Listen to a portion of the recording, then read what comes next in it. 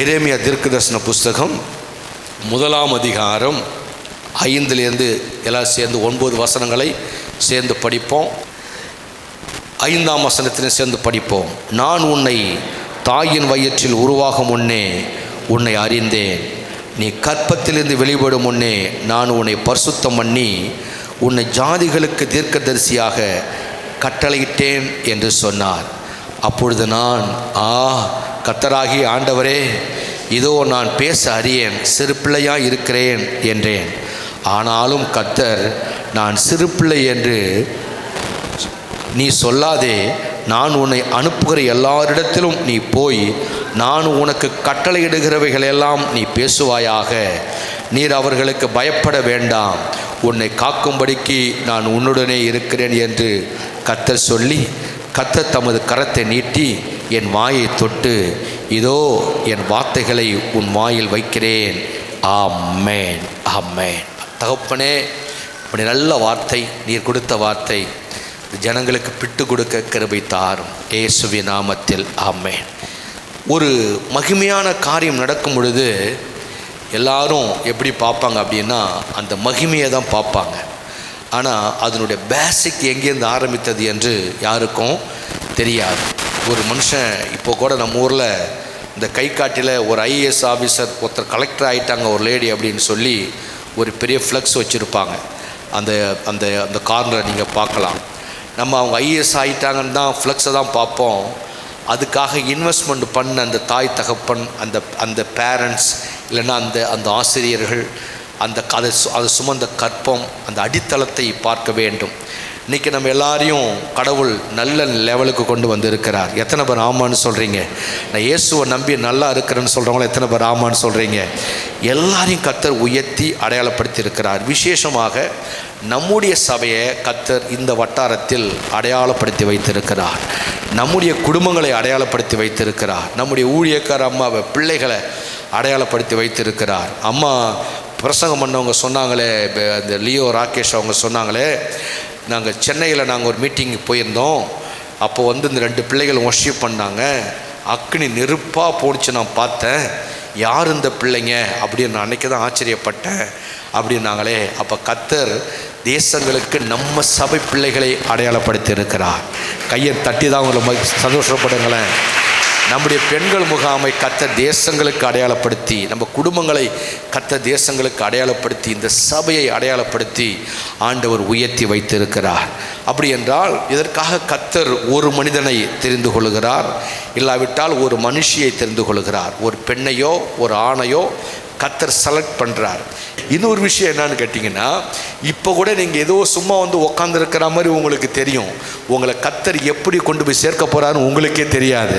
ஆனால் அவர் ஒரு பிளானை வச்சிருக்கிறார். அந்த பிளான் கரெக்டாக கர்த்தர் கொண்டு போய் சேர்ப்பார். விசுவாசம் உள்ளவங்க கையை உயர்த்தி ஒரு ஆமேன் என்று சொல்லுங்கள். ஒரு வேதனையில் நீங்கள் வந்திருக்கலாம், வழியில் வந்திருக்கலாம், இல்லை ஒரு கஷ்டத்தில் வந்திருக்கலாம், கைவிடப்பட்ட நிலையில் வந்திருக்கலாம், ஒரு சும்மா வெதுவெதுப்பாக வந்திருக்கலாம், ஏதோ கூப்பிட்டாங்க போவோன்னு வந்திருக்கலாம். எந்த சூழ்நிலையில் நீங்கள் வந்திருந்தாலும் நீங்கள் உட்காந்துருக்கிறதா உங்களுக்கு தெரியும். நீங்கள் தற்செயலாக உட்காரல.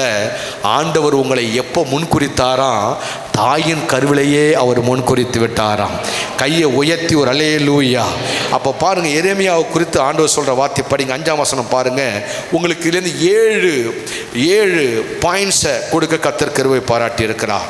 நான் உன்னை தாயின் வயிற்றிலே உருவாகும் முன்னே அறிந்தேன். அப்போ கர்த்தருடைய முன்குறிப்பு, அறிதல் எப்போ ஸ்டார்ட் ஆச்சான்? தாயின் கருவிலே உருவாகும் முன்னே. ஆமேன்னு சொல்லுங்களேன். தாயின் கருவிலே உருவாகும் முன்னே கர்த்தர் நம்ம எல்லாரையும் இந்த நல்ல வேலைக்காக, தேவ பிள்ளையாக, பரிசுத்த சந்ததியாக, ஆசீர்வதிக்கப்பட்டவர்களாக, ஆசாரிய கூட்டமாக, இந்த பூமியில் ஆளுகை செய்யக்கூடியவர்களாக, ராஜரீக ஆசாரிய கூட்டமாக கர்த்தர் நம்ம எப்போ செலக்ட் பண்ணாரா? தாயின் கருவில் இருக்கும் பொழுதே அவர் ஏற்கனவே நம்மை முன்குறித்திருக்கிறார்.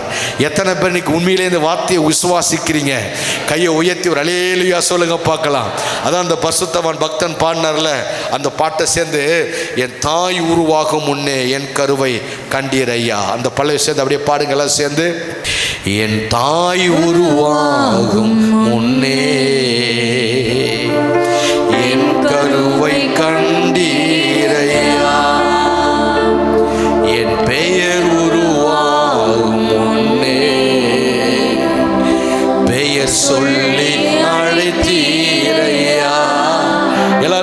சொல்லுங்க. என் தாய் உருவாகும் முன்னே என் கருவை கண்டீரையா. எல்லாரும் சேர்ந்து என் பெயர் உருவாகும் முன்னே பெயர் சொல்லி அழைத்தீரையா. எப்படி உமக்கு நன்றி சொல்லுவேன், சொல்ல வார்த்தையே இல்லை. நீங்க போதும் என் வாழ்க்கை முழுவதும், வேறு ஆசையே இல்லை. எப்படி உமக்கு நன்றி சொல்லுவேன், சொல்ல வார்த்தையே இல்லை. நீங்க போது என் வாழ்க்கை முழுவதும், வேறு ஆசையே இல்லை. எலும்புகள் உருவாகல, நரம்புகள் உருவாகல, தசைகள் உருவாகல, தரிசனம் உருவானது. தாய் கருவிலே தரிசனம் உருவானது. இன்னொரு முறை சொல்லுங்க. எலும்புகள் உருவாகல, நரம்புகள் உருவாகல, தசைகள் உருவாகல, தரிசனம் உருவானது. தாய் கருவிலே தரிசனம் உருவானது. என் தாய் உருவாகும் முன்னே என் கருவை கண்டீரையா. என் பெயர் உருவாகும் முன்னே பெயர் சொல்லி அழைத்தீரையா. ஆண்டவர் சொல்றார் எரேமியாவை பார்த்து, இந்த வேலைக்காக இந்த பட்டணத்துக்கு நான் உன்னை செலக்ட் பண்ணிட்டேன். எப்போ செலக்ட் பண்ண அவர் சொல்றாரு, என்னால் முடியாத ஆண்டவரே, இதெல்லாம் எனக்கு பொருத்தம் இல்லைங்கிறாரு. ஆனால் ஆண்டவர் சொல்றாரு பாருங்க, சேர்ந்து படிங்க. நான் உன்னை தாயின் வயிற்றில் உருவாகும் முன்னே உன்னை அறிந்தேன். ஆமேன்னு சொல்லுங்களேன். அப்போது நம்முடைய அழைப்பு எப்போ ஸ்டார்ட் ஆச்சு அப்படின்னா, இப்போ இல்லை. இந்த பெண்கள் முகாமுக்கு நிறையா புதுசாக வந்திருப்பாங்க, அவங்க இன்றைக்கி வந்ததுனால இல்லை. 10 வருஷத்துக்கு முன்னாடி இந்த அழைப்பு உங்களுக்கு வரலை. 15 வருஷத்துக்கு முன்னாடி இங்கே இந்த அழைப்பு வரலை. நீங்கள் என்றைக்கு ரட்சிக்கப்பட்டு இந்த சபைக்கு வந்தீங்களோ அன்னைக்கு அந்த அழைப்பு வரல. நம்மை கத்த தாயின் கருவிலே உற்பத்தியாவதற்கு முன்பதாகவே நாம் அவருடைய பிள்ளை என்று அவர் முன் குறித்து விட்டார். கையை நல்லா உயர்த்தி ஒரு ஆமேன்னு சொல்லுங்க. பவுல் ஊழியம் செய்கிற நாட்களில் ஆண்டவர் சொன்னார், பவுலே நீ பயப்படாத, இந்த பட்டணத்தில் எனக்கு நான் தெரிந்து கொண்ட அநேக ஜனங்கள் இருக்கிறார்கள் என்று பவுலுடைய ஊழியத்தில் ஞாபகப்படுத்துகிறார் ஆண்டவர். அப்படி என்றால் அதனுடைய பொருள் என்ன? உனக்கு தெரியல, நான் முன்குறிக்கப்பட்ட ஜனங்கள் இன்னும் ஏராளமானவர்கள் இருக்கிறார்கள். நீ ஊழியத்தை செய்ய ஆரம்பி, அவர்கள் எல்லாரையும் நான் உள்ளே கொண்டு வருவேன் என்று ஆண்டவர் நமக்கு சொல்லுகிறாரே. இன்னைக்கு இந்த முகாம் 21 ஆண்டுகள் நடந்தது. அதற்கு ஒரு ஒரு பாஸ்டர், சர்ச்சினுடைய கமிட்டி, இந்த பெண்கள் முகாமில் குழுக்கள் எல்லாரும் உழைச்சோம். அப்படின்னா இன்னைக்கு இது ஜாயிண்டான விஷயம் இல்லை.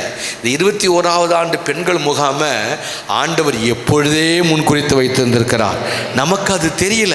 இப்போ நம்ம வாழ்க்கையில் நடக்கிற எந்த விஷயமும் என்னன்னே தெரியாது. இப்போ தெரியுது அவங்களுக்கு. இப்போல்லாம் கடைசி காலத்தில் கர்த்தர் அரசியல் நடத்துகிற விதங்களை பாருங்கள், கர்த்தர் சபைகள் நடத்துகிற விதங்களை பாருங்கள், குடும்பங்கள் நடத்துகிற விதங்களை பாருங்கள், எல்லாம் டிஃப்ரெண்ட்டாக ஆச்சரியமாக இருக்க ஆரம்பிக்கிறது. இப்போ நான் சாட்சி சொன்னல, நடந்து வரவே முடியல, ஆராதனை வேளையில் உடனே அற்புதம் நடக்குது. அப்படின்னா ஆண்டவர் எப்போ யாரை வேணுமானாலும் எப்படி வேணாலும் உருமாற்ற முடியும். ஏன் என்றால் ஒரு மனிதனை பார்த்த உடனே அற்புதம் செய்கிற இயேசு அல்ல அவர். அந்த தேவன் நம்மை முன்குறித்திருக்கிறார். ஒரு பெரிய ஒரு டார்கெட், பெரிய ஒரு கோலுக்காக, பெரிய ஒரு வேலைக்காக, பெரிய ஒரு திட்டத்திற்காக தான் கர்த்தர் நம்ம ஏற்கனவே தாயின் கருவிலை உருவாகும் முன்னமே நம்மை முன்குறித்திருக்கிறார். கையை உயர்த்தி ஒரு ஆமேன்னு சொல்லுங்களேன். ஏதோ ஒரு ஆசீர்வாதத்திற்காக, ஏதோ சின்ன கைவலி கால்வலி, லோன் கிடைக்கணும், பணம் கிடைக்கணும், வயிற்று வலி சுகமாகணும், என் பிள்ளைக்கு நல்ல மாப்பிள்ளை கிடைக்கணும், பொண்ணு கிடைக்கணும் தான் நம்ம அப்படி நினைக்கிறோம். இது சாதாரண மனிதர்கள் சிந்திக்கிற விதம். ஆனால் கர்த்தர் நம்மை முன்குறித்தது இந்த பூமியில் யாவே அரசாட்சி செய்வதற்காக கர்த்தர் நம்மை முன்குறித்தார். நீங்களாம் சாட்சிக்கு எப்படி வந்தீங்க அப்படின்னா, இந்த பாட்டி கூப்பிட்டாங்க, இந்த தங்கச்சி கூப்பிட்டா, அந்த அக்கா கூப்பிட்டா, அந்த அண்ணன் கூப்பிட்டாரு, ஒரு பேய் பிடிச்சிருந்து நோய் இருந்துச்சு அதனால சர்ச்சுக்கு வந்து சொல்லலாம். இவைகளெல்லாம் இதெல்லாம் சும்மா நம்ம சொல்கிறது. கதை அங்கேருந்து ஆரம்பிக்கலை. கதை எங்கேருந்து ஆரம்பிக்க தெரியுமா? தாயின் வயிற்றிலேயே நம்ம அப்படியே கற்பத்தில் உற்பத்தி ஆவதுக்கு முன்பதாகவே உனக்கு பெயர் சொல்லி அழைத்திருக்கிறார் ஆண்டவர். இந்த வயசில் இத்தனாவது ஆண்டில் இந்த ஹெயில் ஜீசஸ் சபைக்குள்ளே வந்து நீங்கள் அங்கமாக இருந்து ஆண்டவரை பாடி ஆராதிக்க வேண்டும் என்று உங்களையும் என்னையும் முன்குறித்தவர் நம்முடைய அன்பு இரட்சகர் இயேசு. கையை நல்லா உயர்த்தி ஹல்லேலூயா. அப்போ ஒன்று புரிஞ்சுக்கணும், இந்த ரட்சிப்பு என்பது விளையாட்டல்ல. ரட்சிப்பு என்பது பெரிய ஒரு நோக்கத்திற்காக, பெரிய ஒரு காரியத்திற்காக இயேசு என்னை முன்குறித்திருக்கிறார். எங்கள் பாஸ்டர் டேவிட் பிரகாஷ் ஐயா ஒரு பிரசங்கம் பண்ணாரு. எனக்கு இன்னும் அந்த வார்த்தை ஞாபகத்தில் இருக்கு. அநேக தேவ மனிதர்களுடைய தரிசனங்களை எல்லாம் கல்லறையில் முடங்கி கிடக்கிறதாம். அப்படின்னா என்ன பொருள் தெரியுமா? பால் பாலகிருஷ்ணனாகி என்ன கத்தர் ரட்சிப்பதுக்கு முன்பதாகவே இவனை கொண்டு இவன் இத்தனை ஆண்டு காலம் இந்த பூமியில் உயிரோடு வாழ்வான், இவனை கொண்டு இத்தனை திட்டங்கள் நிறைவேறும்னு கத்தர் முன்கூட்டியே ஒரு புஸ்தகத்தில் எழுதி வச்சிருக்கிறாரு. நான் அதை பார்க்காம இந்த பூமியையே, மக்களையே, உறவையே இப்படியே பார்த்து எனக்கு கடவுள் வைத்த பிளானை மிஸ் பண்ணிட்டு நான் இந்த பூமியை விட்டு சரியத்தை இங்கே போட்டுட்டு பரலோகம் போய் பார்த்தா அங்கே ஆண்டு ஒரு புஸ்தகம் திருப்பி காட்டு வரான். அட மகனே, உன்னை கொண்டு இத்தனை சபை கட்ட பிளான் பண்ண, உன்னை கொண்டு லட்சக்கணக்கான மக்களை ரட்சிக்க பிளான் பண்ண, உன்னை கண்டு இத்தனை கட்டடங்கள் கட்ட பிளான் பண்ண, உன்னை வச்சு பெரிய எழுப்புதலுக்கு நான் பிளான் பண்ணேன். உங்க பாரா நோட்டில் உன்னை குறித்து இவ்வளோ பிளான் பண்ண, இவ்வளோ சீக்கிரம் ஒன்று கூட முடிக்காம நீ சீக்கிரம் வந்து சேர்ந்துட்டியே அப்படின்னு சொல்லி அங்கே ஆண்டவர் ஞாபகப்படுத்தும் பொழுது, ஆண்டவரே நான் என்ன செய்யறது, எனக்கு மறுபடியும் இன்னொரு வாய்ப்பு கொடுங்க, நான் பூமிக்கு போய் இதெல்லாம் முடிச்சுட்டு வரேன்னு சொன்னா முடியாதரா, உன் சரீரத்தை கொண்டு மண்ணில் வச்சு புதைச்சிட்டானுவேன், உன் ஆவியை விட்டா போய் சரீரத்துக்குள்ளே வர முடியாது, உன்னுடைய டைம் முடிந்தது சொல்லும் பொழுது அங்கே நாம் வெட்கப்பட்டு நிற்போமா? ஆண்டவரே, நான் தேவையில்லாமல் காதலில் மாட்டி, காசு பணத்தில் மாட்டி, தேவையில்லாத பிஸ்னஸில் மாட்டி, தேவையில்லாத உறவுல மாட்டி, தேவையில்லாத அரசியலில் மாட்டி, யார் யாருக்கோ நான் நல்ல பிள்ளையா இருக்கணும் என்பதுக்காக எதையோ செஞ்சு எனக்கு நீங்கள் வச்சிருந்த திட்டத்தை நான் மிஸ் பண்ணிட்டேனேன்னு சொல்லி அங்கே பரலோகத்தில் போய் அழுது மாஞ்சா கூட திரும்ப அந்த வாய்ப்பு நமக்கு கிடைக்கவே கிடைக்காதான். அதனால இந்த காட்சியை ஒரு பசுத்தவான் பார்த்து சொல்லி ஒரு புஸ்தகத்தில் எழுதினதை எங்கள் பாஸ்டர் எங்களுக்கு அதை அப்படியே டீச் பண்ண ஆரம்பித்தார். ஒரு முறை அநேக பசுத்தவான்களுடைய தரிசனங்கள் எல்லாம் கல்லறையிலே இப்பொழுது முடங்கி கிடக்கிறது. பக்கத்தில் கையை பிடிச்சு சொல்லுங்க, உங்களை குறித்த தரிசனம் உங்களுக்கு தெரியுமான்னு கேளுங்க. எல்லாம் சின்ன பிள்ளைங்க சொல்லுங்க, உங்களை குறித்து ஒரு பிளான் இருக்கு உங்களுக்கு தெரியுமா? அதை டைவர்ட் பண்ணுறது தான் சாத்தானுடைய மிகப்பெரிய வேலை. சாத்தான் இந்த வலு சர்ப்பம், இந்த பாம்புன்னு சொல்லுகிறமே, மனிதனை வஞ்சிக்கிற சர்ப்பத்தினுடைய வேலை என்ன தெரியுமா? அதை டைவர்ட் பண்ணி நம்மளை வேற பக்கம் திசை திருப்பி ஒரு பெண் மேலே, ஒரு ஆண் மேலே, ஒரு அரசியல் மேலே, ஏதோ ஒரு பணங்காசு மேலே இந்த மோகத்தை காட்டி நம்முடைய மைண்டை டைவர்ட் பண்ணி வேற பக்கம் திருப்பி விட்டுட்டா தேவனுடைய திட்டத்தை லாக் பண்ணி விடலாம் என்பதுதான் சாத்தானுடைய வேலை. கத்தர் சின்ன சின்ன ஒரு வீடு கட்ட, சின்ன சின்ன 5,000 10,000 சம்பாதிக்க, சின்ன சின்ன லட்சங்களை சேமிக்க, இந்த சின்ன சின்ன இடங்களை வாங்க, இதற்காக கத்தர் நம்மளை முன் குறிக்கல. தாயின் கருவிலை கத்தர் முன் குறிக்கும் பொழுதே நமக்கென்று பெரிய ஒரு ப்ராஜெக்டை, திட்டத்தை, பிளானை வச்சு தான் கத்தர் நம்மை முன் குறித்தார். கையை உயர்த்தி ஒரு அல்லேலூயா சொல்லலாமா? அப்போ தேவனுடைய முன்குறிப்பு என்பது இப்பொழுதல்ல, நம்முடைய ஆண்டவர் தாயின் கருவிலே நம்மை முன் குறித்தார். ஆமென் என்று சொல்லுங்களேன். முதல் கத்தர் கொடுத்த ஒரு அடையாளம் என்ன? உன்னை நான் தாயின் கருவிலே முன் குறித்தேன். இரண்டாவது, நீ கற்பத்திலிருந்து வெளிப்படும் முன்னே நான் உன்னை பரிசுத்தப்படுத்தினேன். பரிசுத்தம் என்பது கத்தர் இன்னைக்கு அல்ல, இந்த பூமியில் ஒரு மனிதன் பரிசுத்தப்படுவதற்கு எத்தனை புத்தி யுத்திகளை நிதானத்தை கையாண்டாலும் அவன் பரிசுத்தம் அடைய முடிய வாய்ப்பே இல்லவே இல்லை. அப்போ பரிசுத்தம் என்பது பரிசுத்தமுள்ள கடவுள்தான் ஒரு மனிதனை பரிசுத்தப்படுத்த முடியும். எல்லாம் சொல்லுங்க பார்க்கலாம். யார் பரிசுத்தப்படுத்த முடியும் என்றால், ஒரு பரிசுத்தமுள்ள ஒரு கடவுள்தான் ஒரு மனிதனை என்ன செய்ய முடியுமா? பரிசுத்தப்படுத்த முடியும். அப்போ கர்த்தருடைய ஊழியத்தை ஊழியத்தை செய்வதற்கு, கர்த்தருக்காக எதையாகிலும் ஒன்று சாதிப்பதற்கு கர்த்தர் தெரிந்து கொண்டவனை அடுத்தது செய்கிற வேலை என்னவா? பரிசுத்தம் என்கின்ற செகண்ட் லெவல். ஆமென் என்று சொல்லுங்களேன். இப்போ நான் பாவத்தில் இருக்கிறேன், நான் இந்த குறிப்பிட்ட அந்த சின்ன சின்ன விஷயத்தை சிக்கி இருக்கிறேன், அது என்னை அடிக்ட் பண்ணுது, என்னை பிரச்சனை பண்ணுது, என்னை அதுலேருந்து மீண்டு வர முடியல, இல்லை நான் ஒரு குறிப்பிட்ட பாவத்துக்குள்ள அப்படியே இருக்கிறேன், என்னால் அதுலேருந்து ஒரு ரிலீஸ் ஆக முடியல, அது என்னை தீட்டுப்படுத்துது, கரைப்படுத்துது, மைண்டை என்னை ரொம்ப டேமேஜ் பண்ணுது அப்படின்னா, நீங்கள் எத்தனை முயற்சிகளை எடுத்தாலும் அது உங்களால் பசுத்தப்படுத்த முடியவே முடியாது. அதற்காக தான் நம்மை ஆளுகை செய்கிற யாவே என்கின்ற பரிசுத்த ஆவியானவர் நமக்குள்ளே இருக்கிறார். கையை உயர்த்தி ஆமென்னு சொல்லுங்களேன். அப்போ உங்கள் மைண்டையோ, உங்கள் உடலையோ, உங்கள் சிந்தையையோ, உங்கள் சூழ்நிலையோ ஏதாவது ஒரு ஆவி உங்களை ரவுண்டு கட்டி அடிக்குது அப்படின்னா, நீங்கள் உடனே செல்ல வேண்டிய ஒரு இடம் எது தெரியுமா? அந்த யாவே ஆளுகை செய்கிற கர்த்தர் பக்கம் சென்று விட வேண்டும். சொல்லுங்க பார்க்கலாம். நான் ஒரு செய்தி இங்கே நம்ம சர்ச்சில் பேசின ஒரு 4 வாரத்துக்கு முன்னாடி, நமக்குள்ளே இருக்கிற ஆவியானவர் வைராக்கிய வாஞ்சை உள்ள ஆவியானவர். ஆமென் சொல்லுங்களேன். அவர் நம்மை பரிசுத்தப்படுத்தக்கூடியவர். கையை அசைச்சு ஒரு அல்லேலூயா. எனக்கு ஞாபகம் இருக்கு, 1994 வருஷத்தில் ஆண்டவர் இயேசு முதல் முறையாக கோயம்புத்தூர் ஒரு கான்ஃபரன்ஸுக்கு நான் அங்கே போயிருக்கிறேன். அங்கே நான் ஞானஸ்நானம் 94 எடுத்துட்டேன். எடுத்த உடனே அங்கே ஃபஸ்ட்டு ஒரு பாஸ்டர்ஸ் கான்ஃபரன்ஸுக்கு தான் முதல் முறையில் அந்த ஊருக்கு போனேன். அந்த ஊருக்கு போகும்பொழுது ஒரு வேட்டியும் ஒரு சட்டையும், நம்ம ஊரில் வேட்டி சட்டை தான் நல்ல ஃபேமஸ், அதில் வேட்டி சட்டை வச்சு கையை சுருட்டி விட்டுட்டு நல்ல மசில்ஸ் தர மாதிரி போனால் அது ஒரு அழகு நம்ம ஊரில் அந்த நாட்களில். இந்த ஸ்டைலில் நான் சிட்டிக்கு போயிட்டேன். சிட்டியில் வந்து பேண்ட் சட்டை போட்டால் தான் மரியாதை. நான் வேட்டி சட்டையை வெளுத்து வாங்கி கட்டிக்கிட்டு நல்லா அயன் பண்ணி போட்டுட்டு போய் அங்கே உட்காந்துருக்க, எல்லாரும் பேண்ட் சட்டை போட்டு உட்காந்துருக்குறாங்க. நான் வேட்டி சட்டை கட்டிட்டு ஒரு இளைஞன் போய் உட்காந்து பார்க்குறேன். ஆனால் ஒரு விஷயம் என்னன்னு கேட்டால், என் மனசுக்குள்ளே ஒரு ஆசை இருந்தது. என்ன தெரியுமா? நானும் இந்த பரிசுத்தாவின் அபிஷேகத்தை பெறணும், நானும் இந்த கர்த்தருடைய தொடுதலை பெறணும், எனக்கும் இந்த மாதிரி ஊழிய செய்யணுங்கிற அந்த விருப்பம்லாம் இருக்குது. ஆனால் எப்படி செய்யுதுன்னு தெரியல. அப்போ தான் எனக்கு ஞாபகம் இருக்குது, அந்த வருஷத்தில் தான் இங்கே எங்கள் அம்மாவுக்கு நேற்று பிறந்த நாள், 96வது வயசு.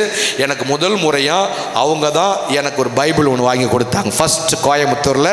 இவங்களுக்கு ஒரு சாட்சியை நான் சொல்கிறேன். முதல் முறையாக அவங்க பணத்தில் தான் எனக்கு ஒரு பைபிள் வாங்கி கொடுத்தாங்க.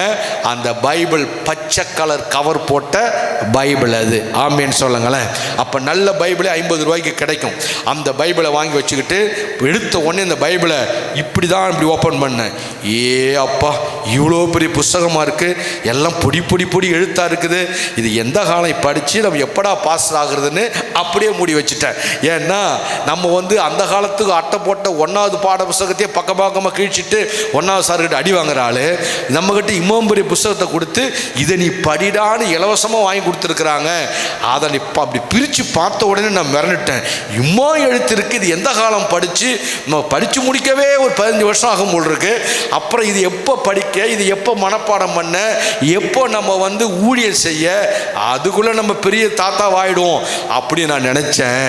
ஆனால் கர்த்தர் ஒரு 2 ஆண்டுகளுக்குள்ளாகவே வேதத்தை அறியக்கூடிய அந்த அறிவையும் ஞானத்தையும் நான் கொடுக்கல.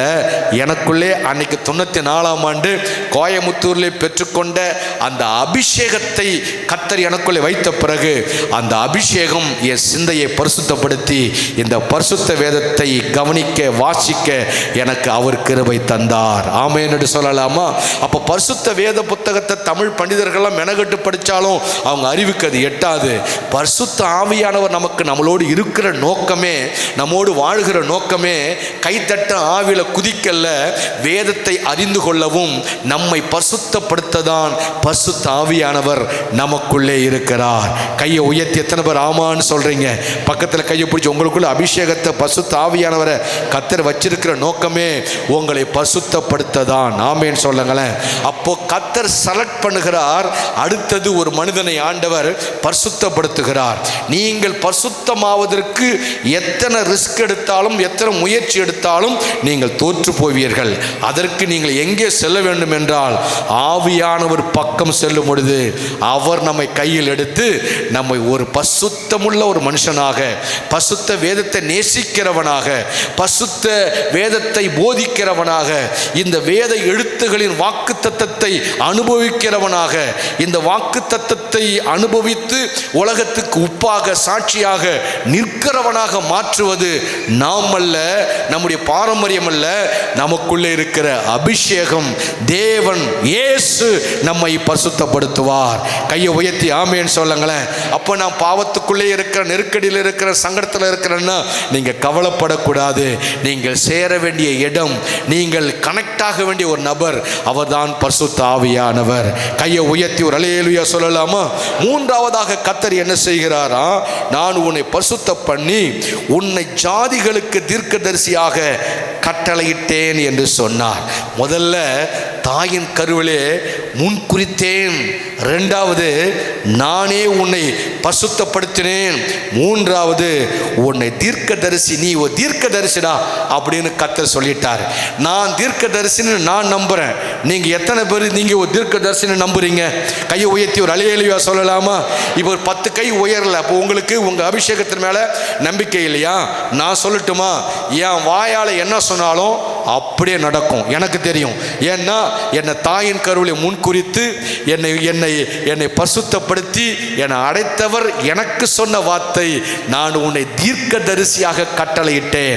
ஐயா, நீங்க பிள்ளைங்களா உங்களுக்கு சொல்றேன், நீங்க அபிஷேகம் பண்ணப்பட்ட நீங்க உங்க வாயினால என்ன யாருக்கு சொல்றீங்களோ அது அப்படியே கர்த்தர் நிறைவேற்றி முடிப்பார். என் வார்த்தையை நிறைவேற்றுவார். எத்தனை பேர் சொல்றவங்களாம் கை அசைத்து ஒரு ஹல்லேலூயா. என்னுடைய வாயின் வார்த்தைகள் அப்படியே என் குடும்பத்திற்கு, என் தேசத்திற்கு நிறைவேறும்ங்கிறவங்க எல்லாம் கையை தட்டி நம்முடைய கர்த்தருக்கு ஒரு மகிமை செலுத்துங்க பார்க்கலாம். ஹல்லேலூயா. நான் ஒரு தீர்க்கதரிசி. என் வாயினால் யாருக்கு எந்த வார்த்தையை சொன்னாலும் அது அப்படியே நிறைவேறும். ஏன்னா இந்த அனைட்டிங்க, இந்த அத்தாராட்டிய, இந்த அதிகாரத்தை, இந்த அபிஷேகத்தை கொடுத்தது என்னை தாயின் கருவிலே முன்குறித்து பரிசுத்தப்படுத்தின கர்த்தர் தான் சொன்னார், நீ புறப்பட்டு போ, நான் உன்னை ஜாதிகளுக்கு தீர்க்கதரிசியாக கட்டளையிட்டேன். இங்க உட்கார்ந்திருக்கு நீங்கள் ஒவ்வொருவரும் தீர்க்கதரிசிகள். ஆமேன்னு சொல்லுங்களேன். கர்த்தர் சொல்ல ஆகும், கர்த்தர் கட்டளையிட நிற்கும். ஆனா அந்த அதிகாரத்தை தான் இயேசு இந்த பூமியை விட்டு பரமேறி போகும் பொழுது அந்த அதிகாரத்தை நம்ம கையில் கொடுத்துட்டு போனார். நீங்கள் உலகத்தின் சகல இடங்களுக்கு போய் எல்லாருக்கும் இந்த சுவிசேஷத்தை சொல்லுங்க, உலகத்தின் முடிவு பரியந்தமும் நான் உங்களோடு நான் இருக்கிறேன். ஆமென் என்று சொல்லுங்களேன். அப்போ கர்த்தர் எங்கே இருக்கார் தெரியுமா? நம்முடைய கண் ஒளியிலே இருக்கிறார், நம்முடைய நாவின் அதிகாரத்தில் கர்த்தர் இருக்கிறார், நம்முடைய ஆள்காட்டி விரலில் கர்த்தர் இருக்கிறார். ஒரு குடும்பத்தை நாம் சபித்தால் அந்த குடும்பம் தலைமுறைக்கும் எழும்பாது. ஒரு குடும்பத்தை நாம் ஆசீர்வதித்தால் அந்த குடும்பம் தலைமுறையாக அது படர ஆரம்பிக்கும். காரணம் என்ன? நமக்குள்ளே கர்த்தர் கொடுத்திருக்கிற அபிஷேகம் வெறும் அபிஷேகம் இல்லை. கை தட்டுகிற, உருளுகிற, ஓடுகிற, கத்துகிற, அந்த குக்கு காக்கான் பண்ற அந்த அந்நிய பாஷை அபிஷேகம் இல்லை. நமக்குள்ளே கர்த்தர் வச்சிருக்கிற அபிஷேகம் தீர்க்க தரிசன அபிஷேகம். கையை உயர்த்தி எத்தனை பேர் ஆமான்னு சொல்றீங்க? அப்ப நீங்க இன்னிலேருந்து நீங்க எப்படி உங்களை பார்க்கணும் அப்படின்னா, நான் ஒரு தீர்க்கதரிசி. எத்தனை பேர் சொல்றீங்க என் கூட சேர்ந்து? நான் என்ன சொல்றேனோ அது நடக்கும். ஆவியினால் சொல்லுகிற வார்த்தை நிறைவேறும். நான் தீர்க்கதரிசி என்பதை என்னை பெற்றவள் மூலமாகவே கர்த்தர் சொல்லுகிறார். எனக்கு அப்போது புரியல, வேதத்தை தியானிக்கும் பொழுது புரிகிறது. என் நாவிலே இருக்கிறது தீர்க்க தரிசன அபிஷேகம். யாருக்கு எந்த வார்த்தையை நான் எப்படி சொன்னாலும் அது அப்படியே நிறைவேறும். இது பாஸ்டர் பாலுக்கு மட்டுமல்ல, இங்கே உட்கார்ந்திருக்கிற ஒவ்வொரு சிறு பிள்ளைகளுக்கும் பெரியவர்களுக்கும், நீங்கள் உங்கள் பிள்ளைக்கு, உங்க தேசத்துக்கு, அரசியலுக்கு, உலகத்திற்கு எந்த வார்த்தைகளை சொல்லுகிறீர்களோ அதை அப்படியே கர்த்தர் நிறைவேற்றி கொடுப்பார். விசுவாசம் உள்ளவங்க எல்லாம் சேர்ந்து ஹல்லேலூயா, என் தேவன் என்னுடைய வார்த்தையை நிறைவேற்றி கொடுப்பார். ஆமென். என்னுடைய வார்த்தையை நிறைவேற்றுவார். நீங்கள் தைரியமாக பேசணும். உங்கள் குடும்பம் ரட்சிக்கப்படலன்னு வச்சுக்கிங்களேன், என் குடும்பம் ரட்சிக்கப்படும். ஆமேன்னு சொல்லுங்களேன். யாராவது மனசு உடைஞ்சிருந்தாங்கன்னு நீங்கள் சொல்லுங்கள், ஆண்டவர் உங்களை தேற்றுவார். யாரால் நீங்கள் மனம் உடைஞ்சிங்களோ அவங்களையே கர்த்தர் உனக்கு அனுகூலமாய் மாற்றுவார். என்னை இப்படிலாம் ஏமாற்றிட்டான்ப்பான்னு வந்து அழுவாங்க. நீங்கள் சொல்லுங்கள், அவன் மூலமாகவே கர்த்தர் உங்களுக்கு அற்புதம் செய்வார். பைபிள் சொல்லுகிறது, இயேசு கிறிஸ்துவை குறித்து அவரை குற்றிய கண்களே இயேசு வரும்பொழுது காண்பார்களாம். ஆமென் என்று சொல்லுங்களேன். கர்த்தர் எந்த காரியத்தில் மக்கள் இன்னைக்கு தொய்ந்து போய் பின்னடைவாக இருக்கிறார்களோ, மருத்துவமனை ஊழியத்துக்கு போகிறோம், ஜெயில் ஊழியத்துக்கு போகிறோம், கிராம ஊழியத்துக்கு போகிறோம், மக்கள் எப்படி இருக்கிறாங்க? நல்லா இருக்கிறாங்களா? பலதரப்பட்ட வேதனையில், பலதரப்பட்ட கவலையில், பிரச்சனையில், ஏதோ ஒரு காரியத்தில் எல்லாரும் கட்டப்பட்டு இருக்கிறார்கள். நான் நிறைய பார்க்குறேன். 30 வருஷமாக இந்த ஃபீல்டில் இருக்கிறேன். இந்த ஊரில் 25 வருஷமாக இருக்கிறேன். நான் ஜனங்கள்கிட்ட பார்ப்பேன், பேசுவோம், பழகும், எல்லாம் செய்வேன். ஆனால் ஒவ்வொருவரும் ஒவ்வொரு சூழ்நிலையில் கட்டப்பட்டு இருக்கிறாங்க. அந்த கட்டை அவிழ்க்கக்கூடிய அதிகாரத்தை கர்த்தர் நம்முடைய நாவிலே வைத்திருக்கிறார். எத்தனை பேர் கையில் அதிகாரம் இருக்கு நம்புறீங்க? அப்போ நீங்கள் ஊழியம் செய்ய ஆரம்பிக்கணும். ஆமேன்னு சொல்லுங்களேன். நீங்கள் பேச ஆரம்பிக்கணும். நீங்கள் பேசாமல் அப்படியே இருக்கக்கூடாது. அப்போ தான் உங்கள் மேலே இருக்க அபிஷேகம் உங்களுக்கே தெரிய ஆரம்பிக்கும். நீங்கள் வேலை செய்கிற கம்பெனியில், நிறுவனத்தில் அங்கே போய் மற்ற மக்களை போல் நீங்கள் அரட்டடித்து கொண்டு மற்ற மக்களை கூட பிடிச்சி தள்ளிக்கிட்டு, விளையாடிக்கிட்டு, குத்திக்கிட்டு, கிளறிக்கிட்டு, அந்த இதெல்லாம் பேசிக்கிட்டு கிடந்தீங்கன்னா உங்களுக்குள்ளே இருக்கிற அபிஷேகம் அந்த வேலை செய்யாது. நீங்கள் உலகத்து போலவே அப்படி ஜாலியாக இருக்க ஆரம்பிச்சிருவீங்க. மாறாக நீங்கள் பேச ஆரம்பிங்கள், அந்த வார்த்தை நிறைவேற ஆரம்பிக்கும். கை அசைச்சு ஒரு ஆமேன்னு சொல்லுங்களேன். நான் சில குடும்பங்களுக்கு சில விஷயங்களை தெரியாமல் சொன்ன சில வார்த்தைகளெல்லாம் பழிச்சிருச்சு. எனக்கே கொஞ்சம் கஷ்டமாக இருக்கும். சில வேலையில் எனக்கே சில வேலைகளில் அதெல்லாம் ஐயோ நம்ம அவசரப்பட்டு இப்படிலாம் பேசிட்டோமே அப்படி நானே மனஸ்தாபப்பட்டு இருக்கிறேன். சில நேரங்களில் இப்போவும் சில இடங்களுக்கு நான் சில சேலஞ்செல்லாம் பண்ணியிருக்கிறேன்.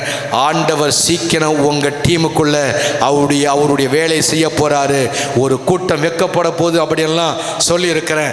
எனக்கு தெரியும் என் வாயின் வார்த்தையை கர்த்தர் நிறைவேற்றி கொடுப்பார் என்று சொல்லி. நீங்களும் சொல்லுங்கள் பார்க்கலாம். பக்கத்தில் கையை பிடிச்சி, என் வாயின் வார்த்தைகளை கர்த்தர் நிறைவேற்றுவார். பக்கத்தில் கையை பிடிச்சவங்க, என் வாயின் வார்த்தைகளை கர்த்தர் நிறைவேற்றுவார். கையை உயர்த்தி ஹல்லேலூயா. நீங்கள் என்ன செய்யணும் தெரியுமா? எப்பொழுதுமே உங்களை நீங்கள் குறைவாய் பார்க்காதீங்க. ஒரு தீர்க்கதரிசி எப்படி பார்ப்பான்னா, இப்படி வனாந்தரமான இடத்துல நான் டெய்லி தான் எல்லா வாரம் பேசிக்கிட்டு தான் இருக்கிறேன். இன்னும் நடந்தா மாதிரி இல்லைல்ல. நானே சொல்கிறேன் பாருங்க, சீக்கிரமாக முன்னாடி உள்ள இடத்தெல்லாம் வாங்கிடுவோம். பார்க்கிங் ஷெட் என் கூட எத்தனை பேர் ஆமேன்னு சொல்கிறீங்க? எத்தனை பேர் அல்லேலூயா சொல்கிறீங்க? எத்தனை பேர் கை தட்டி ஆர்ப்பரிக்க போகிறீங்க? சீக்கிரமாக 2026 முடியறதுக்குள்ள நீட்டாக இடத்த அங்கே போட்டுருவேன். தீர்க்க தரிசிகள்லாம் ஆமேன்னு சொல்லுங்க பார்க்கலாம். அந்த இடத்த வாங்கி சொல்லுங்க, என் கூட ஆமேன்னு போடுங்க. அந்த பார்க்கிங் ஷெட் அங்கே போட போகிறோம். ஃபுல்லாக சிமெண்ட் தரையாக மாற்ற போகிறோம். ஃபுல்லாக லைட் செட்டிங்கை போட போகிறோம். அப்படியே சிமெண்ட் ரோட்டில் பைக்கெலாம் வரப்போகுது. உள்ள ஒரு பக்கம் சின்ன பிள்ளைங்க விளையாடுறதுக்கு ஊஞ்சல்லாம் போட போகிறோம். ஒரு பக்கம் பிள்ளைங்க விளையாடுறதுக்கு பாரு கட்ட போகிறோம். இந்த இடத்துல வீட்டில் பொழுது போகலைன்னா சர்ச்சு கேம்பஸுக்குள்ளே போன ஜாலியாக ஒரு மணி நேரம் நல்லா விளையாட்டு வரலாங்கிற மாதிரி நம்ம குடும்பத்து பிள்ளைங்க, ஆண்கள் எல்லாரும் இந்த ஆலய வளாகத்துக்குள்ளே வரப்போகிறாங்க. இங்கே இருக்கிற குப்பையெல்லாம் மாறி போகும். இங்கே இருக்கிற குழியெல்லாம் மாறி போகும். இங்கே இருக்கிற எல்லா பிரச்சனையும் மாறும். இது மட்டும் இல்லை, இந்த பக்கம் இந்த பாத்ரூம்லாம் மாற்றி கட்ட ஆரம்பிப்போம். இந்த பக்கம் பேக்கில் கண்ணு கேட்டின தூரத்துக்கு இடத்தை வாங்க ஆரம்பிப்போம். ஐயா மூப்பரைய சாட்சி சொன்னது போல ஆயிரக்கணக்கான ஜனங்கள் நம்முடைய சபையில வந்து இயேசுவே ஆண்டவர், இயேசுவே ஆண்டவர், இயேசுவே ஆண்டவர் என்று ஆர்ப்பரித்து கைதட்டி கோஷமிட்டு இயேசுவே என்று எல்லா மகான்களும் பெரிய பெரிய பெரிய பெரிய பெரிய நிலக்கிழார்களும் இந்த இடத்தில் ஜாதி மத அந்த குருமார்கள் தலைவர்கள் எல்லாம் முழங்கால் படியிட்டு இயேசுவே ஆண்டவர் என்று சொல்லுகிற காலம் வரும். இது தீர்க்கதரிசியாகிய நான் இப்பொழுது அறிக்கை பண்ணுகிறேன். நான் சொல்றேன், இந்த வார்த்தை பொய் அல்ல. இந்த வார்த்தை பொய்யல்ல. 100 ஆண்மகன் ஒரு பெண்ணுக்கு சமம் என்கின்ற அளவிற்கு பெண் பிள்ளைகளை கர்த்தர் பவர்ஃபுல்லாய் மாற்றிக்கொண்டு இருக்கிறார். கை அசைச்சு ஆமேன்னு சொல்லுங்களேன். நம்ம விட்டு பிள்ளைகளுக்கெல்லாம் மாப்பிள்ளை போட்டி போட்டு வருவான், நீயா நானா நீயா நானான்னு சொல்லி. நான் சொல்கிறேன் கேளுங்க, நான் சொல்கிறேன் கேளுங்க. இது விளையாட்டு அல்ல, இது உற்சாகம் அல்ல. மாட்டு வண்டியில் வரான் மாப்பிள்ளை வராங்கிறதுலாம் பழைய பாட்டு. இப்போ வீட்டுக்கு ஒரு ஹெலிகாப்டர் மாப்பிள்ளை வாங்கி வச்சுருக்க போகிறோம். ஆம்பேன்னு சொல்லுங்களேன். நம்ம வாசலுக்கு ஹெலிகாப்டர் வரும்னு நான் சொல்கிறேன். எத்தனை பேர் என் கூட எத்தனை பேர் ஆமேன்னு சொல்கிறீங்க? நான் எதுக்கு நம்ம கிரவுண்ட் இடம் வாங்கி வச்சுருக்கிறேன்? மாப்பிள்ளை ஹெலிகாப்டர் வந்து இறங்கணும். ஆமேன்னு சொல்லுங்களேன். இந்த மாற்றத்தை உண்டாக்கினவர் கர்த்தர். அதே கர்த்தர் நம்ம பிள்ளைகளை மாற்ற முடியும். மாறாதுன்னு சொல்ல ஒன்றுமே இல்லை. கொடூர கொலைகாரன், மதவெறி பிடித்த சவுலை ஆண்டவர் பவுலாக மாற்றி இவ்வளோ பெரிய நிருபத்தை எழுதுவதற்கு அவனை கிறிஸ்துவ சமுதாயத்தினுடைய தளபதியாய் மாற்றினார் ஆண்டவர். ஒரு கொடூரமான கொலைகாரனை, மதவெறியனை சவுலை பவுலாக மாற்றி பெரிய கிறிஸ்துவ சமுதாயத்தில் புரட்சியாளராய் மாற்றினார். அப்படி என்றால் நம்முடைய பிள்ளைகளை கர்த்தர் மாற்ற முடியும், என்னை மாற்ற முடியும். ஆனால் நீங்கள் வாயை திறந்தால் எப்படி தான் பேசணுமா? தீர்க்கதரிசி போல பேச வேண்டும். சொல்லுங்க பார்க்கலாம். இன்று முதல் நீங்கள் எப்படி பேசணும்? திரும்ப சொல்லுங்க பார்க்கலாம். நீங்கள் போகலே பார்க்கணும். கொஞ்சோண்டு சிமெண்ட் தர, அப்புறம் மண்ணு தர. நீங்கள் சொல்லுங்கள், என் மண்ணு தரைய சீக்கிரம் நீ மண்ணுக்குள்ளே போக போகிற, உள்ள அழகான ஒரு சிமெண்ட் ரோடு நாங்கள் போட போகிறோம். அப்போ நாங்கள் உங்களை எங்கள் காலில் நீ படவே மாட்டேன்னு நீங்கள் தீர்க்கதரிசன ஆவி இருந்தால் நீங்கள் விசுவாசமாக சொல்லிட்டு போங்க. அந்த காடு மோடை பார்த்து, காடு மோடை குண்டு குழிய சீக்கிரம் உன்னையெல்லாம் அடித்து நிறைவிட்டு நாங்கள் இப்போ தங்கத்தரையை போட போகிறோம், நீ எல்லாம் கீழே மண்ணோடு மண்ணாக போக போகிற அப்படின்னு தீர்க்கதரிசன வார்த்தைகளை சொல்ல ஆரம்பிங்க பார்க்கலாம். ஆண்டவர் நீங்கள் சொல்லுவதை நிறைவேற்றுவார். தாயின் கருவிலை முன்குறித்து பரிசுத்தப்படுத்தின தெய்வம் உங்களை வெறுமையாய் வைக்கல. உங்களுக்கும் எனக்கும் ஒரு அதிகாரத்தை, அத்தாரிட்டியை கொடுத்திருக்கிறார். நான் உன்னை ஜாதிகளுக்கு தீர்க்கதரிசியாக மாற்றுவேன் என்று நல்ல கையை தட்டி கர்த்தருக்கு ஸ்தோத்திரம். ஹல்லேலூயா. நீங்கள் இந்த வார்த்தைகளை நீங்கள் நல்லா அறிக்கை பண்ணணும். என்னங்க பண்ணுறது, இப்படி ஆயிடுச்சு, என்ன ஆகுமோ ஏதாகுமோ அப்படி சொல்லாதீங்க. நான் சொல்லுகிறேன் தாய், நான் சொல்லுகிறேன் தகப்பன், நான் சொல்லுகிறேன் மூப்பர், நான் சொல்லுகிறேன் காரிய கமிட்டி தலைவர், நான் சொல்லுகிறேன் போதகர். நான் சொன்னால் என் ஆண்டவர் என் வாயின் வார்த்தையை நிறைவேற்றுவார் அப்படின்னு முதல்ல உங்களுடைய அந்த பவரை நீங்கள் முதல்ல ப்ரெசன்டேஷன் பண்ணுங்க. அதை கர்த்தர் நிறைவேற்றுவார். எல்லாம் சொல்லுங்க, என் தாய் உருவாகும் முன்னே. கைதட்டி பாடுங்க. என் கருவை கண்டீரையா, என் பெயர் உருவாகும் முன்னே, பெயர் சொல்லி அழைத்தீரையா. சொல்லுங்க சொல்லுங்க. என் தாய் உருவாகும் முன்னே, என் கருவை கண்டீரையா, என் பெயர் உருவாகும் முன்னே, என் கருவை கண்டீரையா. சொல்லுங்க சொல்லுங்க. எலும்புகள் உருவாகல, நரம்புகள் உருவாகல, தசைகள் உருவாகல, தரிசனம் உருவானது, தாய் கருவிலே தரிசனம் உருவானது. கையை தட்டி பாடுங்க. எலும்புகள் உருவாகல, நரம்புகள் உருவாகல, தசைகள் உருவாகல, தரிசனம் உருவானது, தாய் கருவிலே தரிசனம் உருவானது. எப்படிப்பா உமக்கு நன்றி சொல்லுவேன், சொல்ல வார்த்தையே இல்லை, நீங்க போதும் வேறு ஆசையே இல்லை. எப்படிப்பா உமக்கு நன்றி சொல்லுவேன், சொல்ல வார்த்தையே, நீங்க போதும் என் வாழ்க்கை முழுவதும் வேறு ஆசையே இல்லை. உங்கள் வாயில் இருக்க தீர்க்க தரிசனத்தை உங்கள் வீட்டில் நீங்கள் ஆப்ரேட் பண்ணுங்கள். ஆமேன்னு சொல்லுங்களேன். உங்கள் பிள்ளைகளுக்கு ஆப்ரேட் பண்ணி சும்மா சொல்லி பாருங்களேன். ஆமேன்னு சொல்லுங்களேன். அப்படியே நீங்கள் சும்மா பக்கத்தில் ஒன்றும் இல்லை, உங்கள் வீட்டில் என்னென்ன பக்கத்தில் பிரச்சனை இருக்கோ, லேண்டு வாங்கணும், இல்லை ரட்சிக்க பண்ணணும், இதாக மாற்றம் வரணும் அப்படின்னா நீங்கள் வாயால் சொல்லிவிடுங்க. சொல்லிவிட்டு இது கோழி அவயம் வச்ச மாதிரி காத்துருங்க. ஒரு நாள் முட்டை வெடித்து குஞ்சு வெளியே வந்துடும். அப்போ தெரியும் உங்ககிட்ட இருக்கிற அபிஷேகம் என்னன்னு. கை அசைச்சு ஹல்லேலூயா. அடுத்த டைம் முடிஞ்சிச்சு, சீக்கிரம் அடுத்த வசனத்தை படிக்கலாம். 6ஆம் வசனம் 7ஆம் வசனம். ஆனாலும் கர்த்தர், நான் சிறு பிள்ளை என்று நீ சொல்லாதே, நான் உன்னை அனுப்புகிற எல்லாரிடத்திற்கும் நீ போ. உன்னை அனுப்புகிற கர்த்தர் நான். கர்த்தர் அனுப்புகிறார். ஆமேன் சொல்லுங்க பார்க்கலாம். கர்த்தர் உங்களை எங்கெல்லாம் அனுப்புவார் நினைக்கிறீங்க? கர்த்தர் உங்களை எங்கெல்லாம் அனுப்புவார் அப்படின்னா, கர்த்தர் உங்களை எங்கெல்லாம் அனுப்புகிறாரோ அங்கெல்லாம் நீங்கள் போக ஆரம்பிக்கணும். எப்படி போகணும் தெரியுமா? தீர்க்கதரிசியாய் போகணும். ஆமேன்னு சொல்லுங்களேன். எங்கே போனாலும் தேவ பிள்ளையாக போகணும், தேவ அபிஷேகத்தோடு போகணும். கர்த்தர் உங்களை எங்கே வேணுமானாலும் அனுப்புவார். எத்தனை பேருக்கு விசுவாசம் இருக்கிறது? யாருக்கு கர்த்தர் எங்கே கனெக்ட் பண்ணுவாருன்னு நமக்கு கற்பனையே இல்லை. இப்போது பொண்ணு மாப்பிள்ளாம் முன்கூட்டியே லவ் பண்ண ஆரம்பிக்கிறாங்க. கல்யாணத்துக்கு முன்னாடியே அப்படியே பேசிக்கிட்டு இருக்கிறாங்க, ஃபோனில் பேசிக்கிட்டு இருக்கிறாங்க, அப்படியே பழகிட்டு இருக்கிறாங்க. அவங்க நினச்சிக்கிட்டு இருக்காங்க இப்படி தான் ஆகணும். அப்படிலாம் ஆகாது. நான் சொல்கிறேன் கவனிங்க, அப்படிலாம் ஆகாது. அது கர்த்தர் அனுப்புகிற இடத்துக்கு தான் நீ போக முடியும். பக்கத்தை கைப்பிடி சொல்லுங்க பார்க்கலாம். கர்த்தர் அனுப்புகிற இடத்துக்கு தான் நீங்கள் போக முடியும். திரும்ப சொல்லுங்கள், கர்த்தர் அனுப்புகிற இடத்துக்கு தான் நீங்கள் போக முடியும். நீங்கள் நினைக்கிற அந்த பழைய நினைப்படா பேராண்டிங்கிறதுலாம் கிடையாது. காட்ஸ் ஒரு பிளான் உங்களுக்கு வச்சிருக்கிறார். எத்தனை பேர் ஆமான்னு சொல்கிறீங்க? கர்த்தர் உங்களுக்கு ஒரு பிளான் வைத்திருக்கிறார். நான் கோயம்புத்தூருக்கு போனது பைபிள் காலேஜ் படிக்க தான், கல்யாணம் பண்ண போகலை. ஆண்டவர் அங்கே இருந்து தான் எனக்கு ஒரு நல்ல ஒரு கனெக்ஷனை கொடுக்க ஆரம்பித்தார்.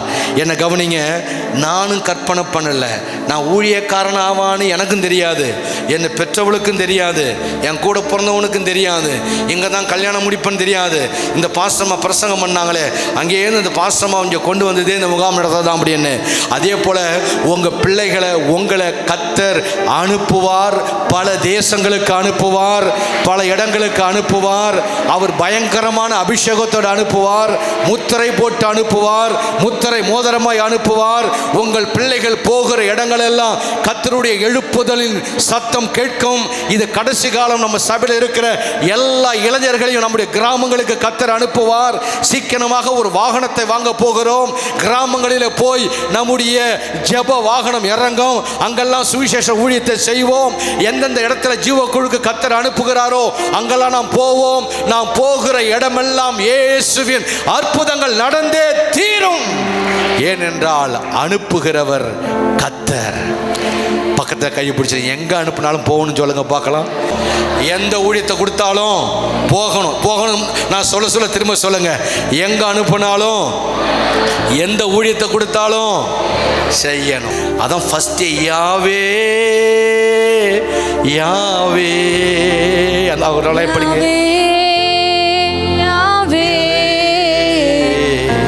யாவே அரசாளுகிறார். யாவே அரசாளுகிறார். நம்ம பிள்ளைகளை யார் அரசாளணும்? நம்ம பிள்ளைகளை யார் அரசாளணும்? சத்தத்தை உயர்த்தி நம்ம பிள்ளைகளை யார் அரசாளணும்? நம்ம குடும்பத்தை யார் அரசாளணும்? ஆளுகை செய்கிற கர்த்தர் அரசாள வேண்டும். அந்த வார்த்தையை படிக்கலாம். அந்த வார்த்தையை 6ஆம் வசனத்தை படிப்போம், மறுபடியும் 7ஆம் வசனத்தை படிப்போம். நான் சிறு பிள்ளை என்று நீ சொல்லாதே, நான் உன்னை அனுப்புகிற எல்லாரிடத்திலும் நீ போ. நம்மை கர்த்தர் அனுப்பி வைக்கிற கர்த்தர் அவர். ஆமென் சொல்லுங்களேன். அடுத்த வரிகளை படிக்கலாம். நான் உனக்கு கட்டளையிடுகிறவைகளை எல்லாம் நீ பேசுவாயாக. என்னென்னலாம் கர்த்தர் சொல்கிறாரோ அதெல்லாம் நீங்கள் தைரியமாக பேசலாம். பக்கத்தை கைப்பிடி சொல்லுங்க, கர்த்தர் என்னென்னலாம் சொல்கிறாரோ அதெல்லாம் தைரியமாக நீ பேசலாம். ஆனால் நீ பேசாமல் இருக்கக்கூடாது. தீர்க்கதரிசனுடைய வலிமை என்ன தெரியுமா? பேசுறது தான். எல்லாம் சொல்லுங்க பார்க்கும், திரும்ப சொல்லுங்க பார்க்கும். உங்கள் மேலே இருக்கிற அபிஷேகம் மந்திரம் பழிக்கணும்னா நீங்கள் என்ன செய்யணும்? வாயை கம்முன்னு மூடிக்கிட்டு தான் பழிக்காது, வாயை திறந்து பேசணும். எல்லாம் சொல்லுங்க பார்க்கலாம். அவர் தான் கட்டளை விடுகிறார், நீ பேசு. நான் சொல்கிறேன், கர்த்தர் இந்த டீமை உடைப்பார். நான் நிறைய பேருக்கு சொல்லியிருக்கிறேன். சீக்கிரமாக நீங்கள் பல இடங்களில் இப்போது எனக்கு பயங்கரமான வார்த்தைகளெல்லாம் பல பேருக்கு பேசிக்கிட்டு இருக்கிறேன். இவைகளெல்லாம் கர்த்தர் இப்போ செய்ய போகிறார். அதுக்கான நேரங்கள் வந்து விட்டது. உன் வாயினால் என்னென்ன வார்த்தைகளை நீங்கள் தைரியமாய் பேசுகிறீர்களோ அதை கர்த்தர் அப்படியே செய்ய ஆரம்பிப்பார். கையை உயர்த்தி ஒரு அல்லேலூயா. அப்போ நீங்கள் பேசுங்க. ஏன்னா சிறு பிள்ளை என்று சொல்லாதே, நான் உன்னை அனுப்புகிற எல்லாரிடத்திற்கு நீ போ, நான் உனக்கு கட்டளையிடுகிறவைகளெல்லாம் நீ பேசுவாயாக. கர்த்தர் ஒரு ஏவுதலை கொடுத்து பேச சொன்னால் நீங்கள் பேசுங்கள். கர்த்தர் உங்களுக்கு ஒரு வார்த்தையை கொடுத்து பேச சொன்னால் பேசுங்கள். கர்த்தர் ஒரு நபருக்கு ஃபோன் பண்ணி பேச சொன்னால் பேசுங்கள். நான் அப்படிலாம் பேச மாட்டாங்க, நான் கொஞ்சம் பிரிஸ்டேஜான ஆளுங்க, நான்லாம் தாழ்ந்து போக மாட்டாங்கன்னா அப்புறம் எப்படி தீர்க்கதரிசனம் பலிக்கும்? தேவன் கட்டளை இடுகிறார், நீ பேசு என்றால் பேசியாக வேண்டும். கர்த்தருக்கு வாயாக தான். இயேசு பூமியில் இருக்கும் பொழுது அவர் வாயினால் உபதேசத்தை பண்ணினார். இன்னைக்கு இயேசு இல்லை, நம்ம கையில் ஒப்பு கொடுத்து இருப்பது என்ன தெரியுமா? அவருடைய வசனத்தை நம்முடைய நாவிலே வைத்து, உள் உணர்வை வைத்து, பேசு என்றால் வாயை திறந்து நீங்கள் பேச ஆரம்பியுங்கள். கர்த்தர் அந்த வார்த்தையை நமக்கு அப்படியே நிறைவேற்றி கொடுப்பார். கையை உயர்த்தி ஒரு அல்லேலூயா. 8ஆம் வசனம் போடுங்க, டக்குன்னு போடுங்க பார்க்கலாம். நீ அவர்களுக்கு பயப்பட வேண்டாம். கையை உயர்த்தி ஆமீன் சொல்லுங்களேன். பக்கத்தை கைப்பிடி பயப்படாதீங்கன்னு சொல்லுங்க பார்க்கலாம். பயப்படாதீங்க. பணக்காரனை பார்த்து பயப்படாதீங்க, எதிராளியை பார்த்து பயப்படாதீங்க, ஓனரை பார்த்து பயப்படாதீங்க, பெரிய அதிகாரியை பார்த்து பயப்படாதீங்க, இல்லைன்னா உங்களுக்கு மேலே மேனேஜரை பார்த்து, இன்சார்ஜை பார்த்து, சீனியரை பார்த்துலாம் பயப்படாதீங்க. பயம் என்பது நம்முடைய ஆவி அல்ல. பயம் என்பது சாத்தானுடைய சரக்கு. பயத்தை புறம்பே தள்ளுங்கள். கர்த்தர் கட்டளையிடுகிற வார்த்தையை நீங்கள் வெளியரங்கமாய் பேச ஆரம்பியுங்கள். பயம் என்பதே உங்களுக்கு வரக்கூடாது. ஏன் என்றால் உன்னை காக்கும்படிக்கு நான் உன்னோடு கூட இருக்கிறேன். நம்மோடு இருக்கிறவர் யார் தெரியுமா? உலகத்தில் இருக்கிற அந்த பொல்லாத ஆவிகளை விட, மந்திர தந்திரத்தை விட, உலக மனுஷனை விட, ஆட்சியாளர்களை விட நமக்குள்ளே இருக்கிறவர் பெரியவர். நல்ல கையை தட்டி பெரியவர் பெரியவர் பெரியவர் பெரியவர் எனக்குள்ளே இருக்கிறார். ஆமென். இதான் உங்களுக்கு இந்த வாரத்துக்கான ஒரு நல்ல ஒரு பூஸ்டான செய்தி. உங்களோடு அவர் இருக்கிறார். இயேசு மரித்து உயிர்த்தெழுந்த பிறகு சொன்ன வார்த்தை என்ன தெரியுமா? உலகத்தின் முடிவு பரியந்தமும் நான் உங்களோடு இருப்பேன். உன்னை விட்டு விலக மாட்டேன், உன்னை கைவிட மாட்டேன். மனிதன் விலகுவான், மனிதன் கைவிடுவான். கர்த்தர் விலக மாட்டார், கர்த்தர் கைவிட மாட்டார். நல்ல கையை தட்டி ஹல்லேலூயா. கைவிடாத கர்த்தர் அவர். 9ஆம் வசனம், கர்த்தர் தமது கரத்தை நீட்டி என் வாயை தொட்டு என் வார்த்தைகளை உன் வாயிலே வைக்கிறேன். தேவ வார்த்தையை நீ பேசு. கர்த்தர் என்னை பாருங்க முன்குறிக்கிறார், தாயின் கருவிலே அபிஷேகிக்கிறார். அடுத்த வார்த்தை என்ன? தீர்க்கதரிசியாய் கட்டளையிடுகிறார். அடுத்தது என்ன? 4வது வார்த்தை என்ன? எல்லாம் அனுப்புற, எங்க அனுப்பினாலும் போ என்று சொல்லுகிறார். அப்புறம் என்ன சொல்றாரு? பயப்படாத இல்ல, உன்னை காக்கும்படிக்கு உன்னோடு கூட நான் இருக்கிறேன். மொத்தம் 7 வார்த்தை அதில் வருது. 7வது ஒரு வார்த்தை, கடைசி வார்த்தை என்ன தெரியுமா? என் வார்த்தைகளை உன் வாயிலே வைக்கிறேன். ஒரு தேவ பிள்ளை வாயில கர்த்தருடைய வசனம், வார்த்தை இருக்க வேண்டும். எல்லாம் சொல்லுங்க பார்ப்போம். கர்த்தருடைய, திரும்ப சொல்லுங்க. பாருங்க, நான் சொல்றேன், ரொம்ப சீரியஸா சொல்றேன், கவனிங்க. ரொம்ப சீரியஸா சொல்றேன், கவனிங்க. விளையாட்டுக்கல்ல, ரொம்ப பயந்து, ரொம்ப தாழ்மையா சொல்றேன். நீங்க பேசுற பழகுற நண்பர்கள் யாரா இருந்தாலும் வாயில கர்த்தருடைய வார்த்தை வருதான்னு முதல்ல பாருங்க. ரட்சிக்கப்பட்டவங்களா இருந்தாலும் அவங்கக்கிட்ட கர்த்தருடைய வார்த்தை வரல அப்படின்னா அவங்ககிட்ட நீங்கள் பேசுங்க, பழகாதீங்க. நான் ரொம்ப சீரியஸாக சொல்கிறேன் இந்த விஷயத்தை. நான் இயேசு அறியாத குடும்பத்திலேருந்து வந்தவன். நான் அங்கே சில ஊழியர்களை எனக்கு தெரியும், சில நண்பர்களை எனக்கு தெரியும். ஜெபம் பண்ணினாலும் எது செஞ்சாலும் கர்த்தருடைய வார்த்தை பேசாத மக்களோட நீங்கள் பழகுனீங்க. நான் சொல்கிறேன், இயல்பாக நம்ம பிழைச்சி வர்றதே அரும்பாடாக இருக்கு. இன்னொரு ஆளோட சேர்ந்துட்டோன்னா அந்த ஆவி நம்மளை ஒட்டி நம்மளை டோட்டலாக மண்ணோடு மண்ணாக மாற்றிடும். அம்மா, உங்கள் பிள்ளைகள்லாம் வேலைக்கு போனீங்கன்னா, ஐயா உங்கள் பிள்ளைகள்லாம் வெளில போனாங்கன்னா உங்கள் ஃப்ரெண்ட்ஷிப் ரொம்ப முக்கியம். வாலிப பிள்ளைகளுக்கு சொல்கிறேன், தாய்மார்களுக்கு சொல்கிறேன், வாயில் வசனம் இல்லாத மக்களோட நீங்கள் கனெக்ட் ஆனீங்கன்னா நம்ம ஜோலியை முடிச்சிருவாங்க, நம்ம அழிஞ்சு போயிடுவோம். கர்த்தர் நம்முடைய வாயில் வார்த்தையை வைத்திருக்கிறார். அந்த வார்த்தை தான் துப்பாக்கிக்குள்ளே இருக்கிற தோட்டாவுடைய பவரை விட பெரிய பவர் உள்ளது. அதுதான் எந்த வார்த்தை பேசினாலும் ஒரு ஒரு மணி நேரம் ஒரு மனுஷனோட நீங்கள் பேசுங்க, ஒரு தேவ வார்த்தை அவன் வாயில் வரலன்னா அவன் ஃப்ரெண்ட்ஷிப்பை நீங்கள் கட் பண்ணுங்க. ஃபோனில் பேசு, யார்கிட்ட வேணாலும் பேசு. அங்கேருந்து தேவ பிரசனம் வருதா, தேவ வார்த்தை வருதா, இல்லை நம்ம ஆவியை டிஸ்டர்ப் பண்ணக்கூடிய வேறு ஸ்பிரிட் அட்டாக் பண்ணதான் நமக்கு கட்டாயம் தெரியும். ஒரு தேவ பிள்ளை அப்படின்னா அவன் வாயிலே கர்த்தருடைய வசனத்தை வைத்திருப்பார். எத்தனை பேருக்கு சத்தியம் புரியுது? எல்லாரும் எழுந்து நிற்கலாமா? கர்த்தருடைய வசனம் முக்கியம்.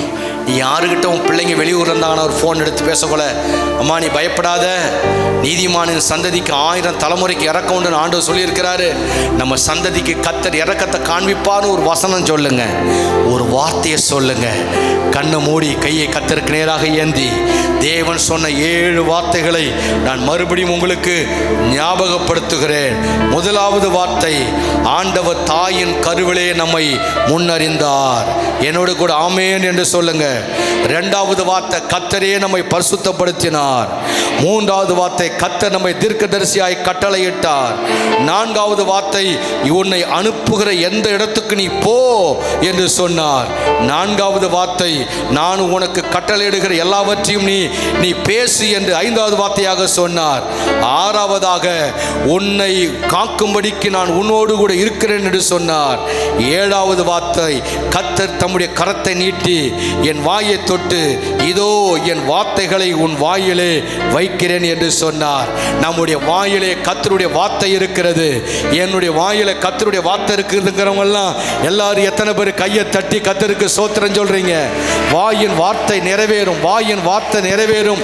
என்னுடைய வாயிலே கர்த்தருடைய வார்த்தை வார்த்தை வார்த்தை வார்த்தை இருக்கிறது. அது நிறைவேறியே தீரும். யாவே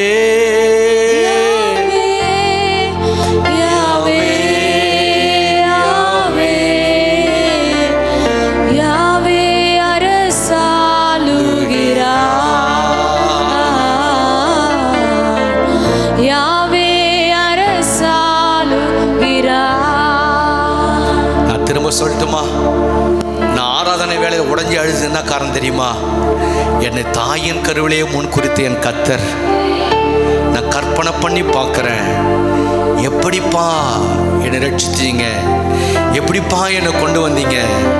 அந்த அன்பை நினைக்கும் பொழுது உள்ளம் உடைய ஆரம்பிக்கிறது, உள்ளம் உடைய ஆரம்பிக்கிறது, உள்ளம் உடைய ஆரம்பிக்கிறது. திருச்சபையே, உங்களுக்காக ஒரு முன்குறிப்பு இருக்கிறது. தாயின் கருவிலே முன்குறித்து எங்களை பரிசுத்தப்படுத்தி எங்களை ஜாதிகளுக்கு தீர்க்கதரிசியாக கட்டளையிட்டு நாங்கள் போகிற எல்லா இடத்திலும் கூட இருந்து எங்களுக்கு நல்ல கட்டளைகளை கொடுத்து பாதுகாப்பை கொடுத்து எங்கள் வாயிலே வார்த்தைகளை வைத்து இந்த பூமியிலே உங்களுக்காக நட்சத்திரங்களாக உப்பாக மலை மேல் உள்ள பட்டணங்களாக எங்களை பிரகாசிக்க பண்ணுவேன் என்று வாக்கு கொடுத்த கர்த்தாவே, இந்த வார்த்தைகள் எங்கள் பிள்ளைகளுக்குள்ளே நிறைவேறட்டும் நிறைவேறட்டும். நான் இயேசு கிறிஸ்துவின் நாமத்தில் ஆண்டவரே சபையை பிளஸ் பண்ணுகிறேன், சபையாரை ஆசீர்வதிக்கிறேன். என் சபை ஜனங்கள் ஜொலிக்கட்டும், பிரகாசிக்கட்டும், பரிசுத்தம் அடையட்டும், உமக்காக தீர்க்கதரிசிகளாய் பேசட்டும். கர்த்தர் அனுப்புகிற எல்லா இடங்களிலும் போய் ஊழியம் செய்யட்டும். படைக்கப்பட்ட பலிகளை ஆசீர்வதித்து 1000 மடங்கு திரும்பத்தார் சமாதானத்தோடு வீடுகளுக்கு அனுப்பும்.